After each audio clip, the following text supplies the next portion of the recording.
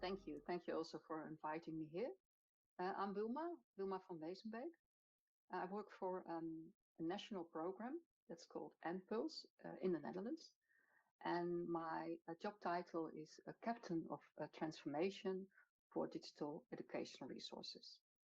And perhaps it's yeah, handy to tell a bit more about the program. It's focused on the Dutch educational institutes. That's more than, it's over 100. And these are all the public vocational education training schools, the universities of applied sciences, and research universities of the Netherlands. And the program has an overarching ambition um, so that we collaborate to improve the quality of education.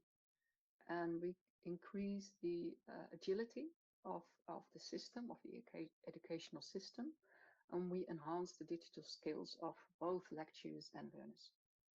And perhaps also to tell just a bit more about myself, I bring with me my experience as a director of service units at two research universities. And it is most recently the one at the VU Amsterdam. I was responsible for student and educational affairs. And before that, I was director of the TU Library. And open education and open science are and have always been in my portfolio.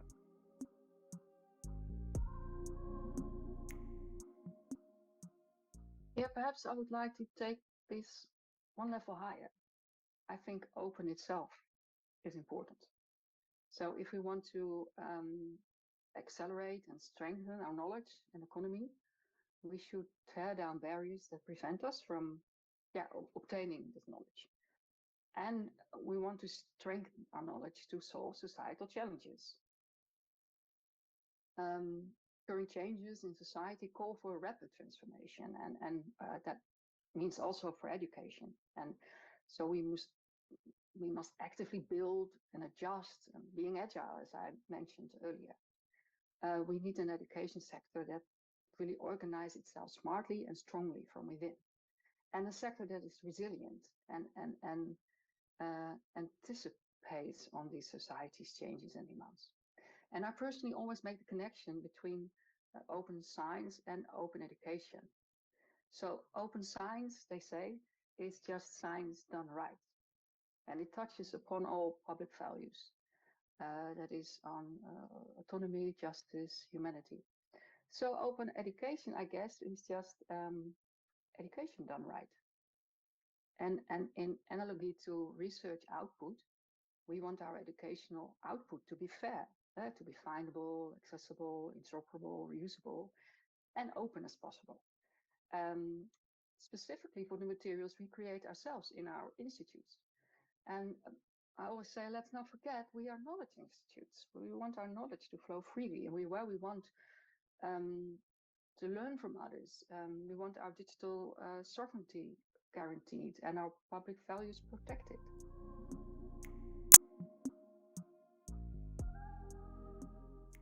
Best way, I think, to answer this is to explain a bit more what we in the Netherlands are now doing on national level in this program, NPulse, and then within the Transformation Hub, the digital educational resources in which I'm involved.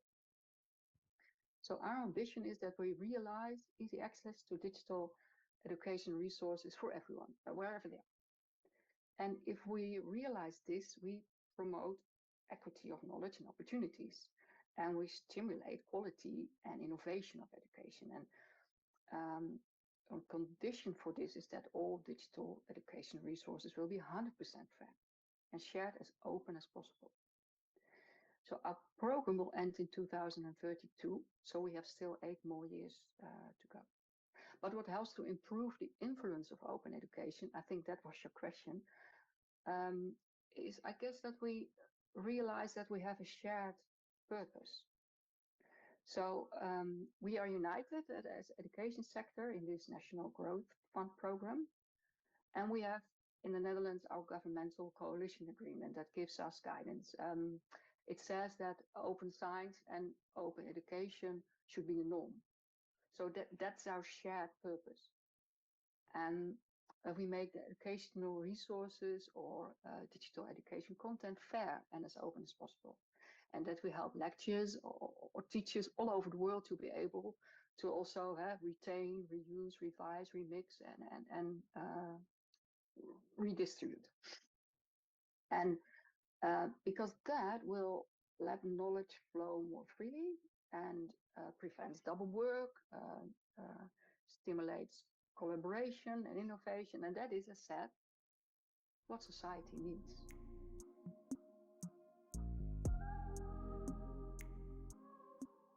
Yeah, so I think it's important that you organize yourself on all these levels.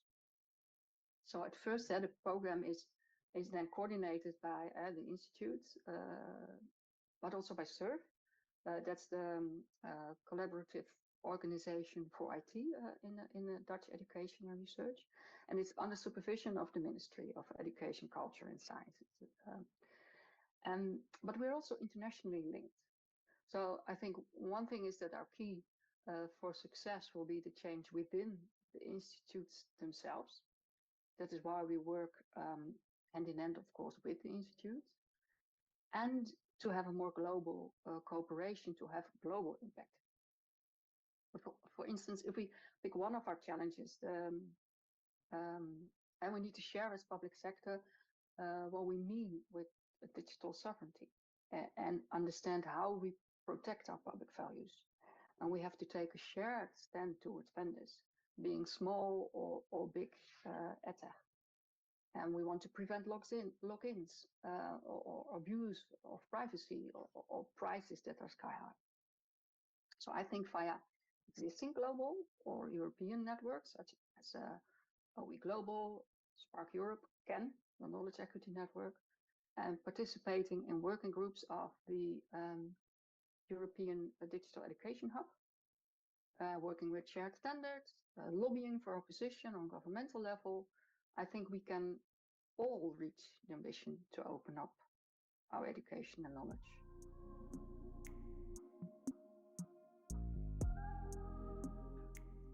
Yeah, I have one or two, I think, more statements, not really a question, but I repeat this wherever I can. And one is that we should make sure that we work with persistent identifiers for all our learning materials. So don't forget that. And another one is we stop working in silos so that we really open up and align open science, open access, and open education. And I really would love to hear from viewers or listeners what they do and think about how we can strengthen ourselves even more to reach fair and open education. And my shout out is let's make education open. Let's make digital educational resources 100% fair.